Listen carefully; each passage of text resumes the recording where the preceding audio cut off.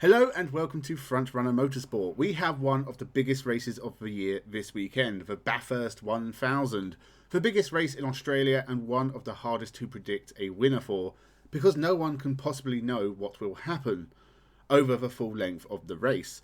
But before we get into this weekend's predictions, let's check out how I did last weekend. Absolutely dreadful. I think it might be the worst one yet. Only 2 right, and none of the others were even close. So we'll definitely do better this weekend with V8 Supercars and the Bathurst 1000, the IMSA and the Petit Le Mans, NASCAR with the Roval from Charlotte, Super Formula from Fuji, and TCR UK from Silverstone. So with all of these wonderful races to predict, make sure you subscribe so you don't miss my roundup next week, and let's jump into the video. Obviously, we are going to start with the Bathurst 1000, a race I am a very big fan of. Will Brown and Scott Pye took the win in Sandown, but things have gone awry for the championship leading car already. Scott Pye had a big crash in practice, and that means they've missed crucial setup time. Meanwhile, Brock Feeney and Jamie Whincup in the sister car have been flying, and I do think they'll be the favourites going into the race, which is why it'll be all the more shocking when they don't win. Jamie Whincup has 4 Bathurst wins, but the last one was 12 years ago. I think the win will go to Chaz Mostert as he gets back into shape in the championship chase. Mostert is a 2-time Bathurst winner who always finishes well. Since 2020, he has finished 3rd, 1st, 2nd and 4th. And his co-driver Lee Holdsworth, whilst not the greatest driver ever, is also very solid in the Bathurst 1000.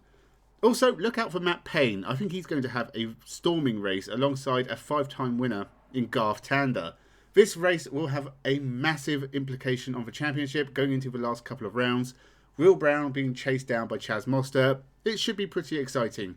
IMSA is coming to an end in 2024 with the Petit Le Mans from Road Atlanta. All the classes have championship fights at this final race. In the hypercar class, it's a battle between the 2 Porsche cars. Both did not have a great race last time out at Indianapolis, so it comes down to this. Cadillac can mathematically win the title, and I do think Sebastian Bourdais, Renger van der Zande and Scott Dixon will win the Petit Le Mans.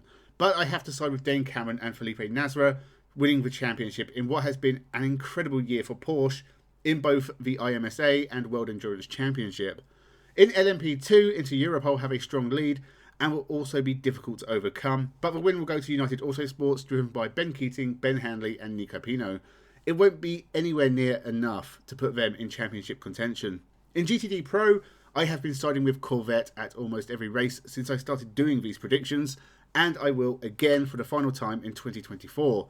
Alexander Sims, Antonio Garcia and Daniel Juncadella will have enough to win the class, but it'll be another championship win for Porsche, but one with Lauren Heinrich on the team. And finally, the other GTD class.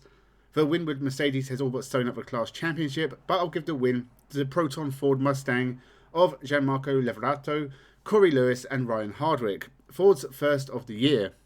NASCAR is racing on the Roval track at Charlotte, and we will lose 4 more playoff contenders from what is usually a crazy race. If I had to pick 4 drivers I think will be eliminated from the playoffs, I have to go with Chase Briscoe, Joey Logano, Daniel Suarez and Tyler Reddick. Chase Elliott will have a great race. He won't win, but he'll keep himself in the hunt, as will Austin Cindric.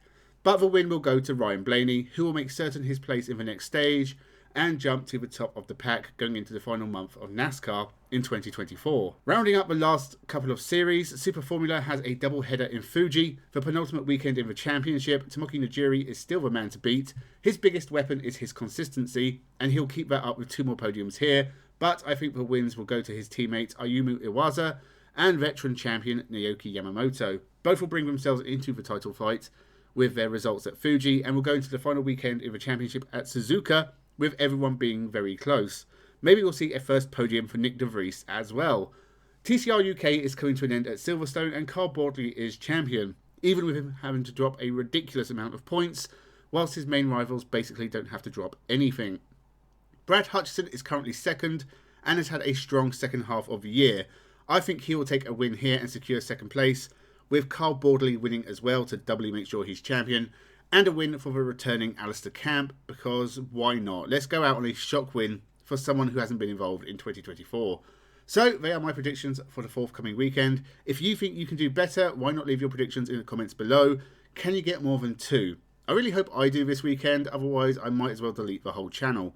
Make sure you subscribe so you can check out the results next week in my weekly roundup, as well as more predictions and everything else we do here at Frontrunner Motorsport. Thank you very much for watching, and have a good one.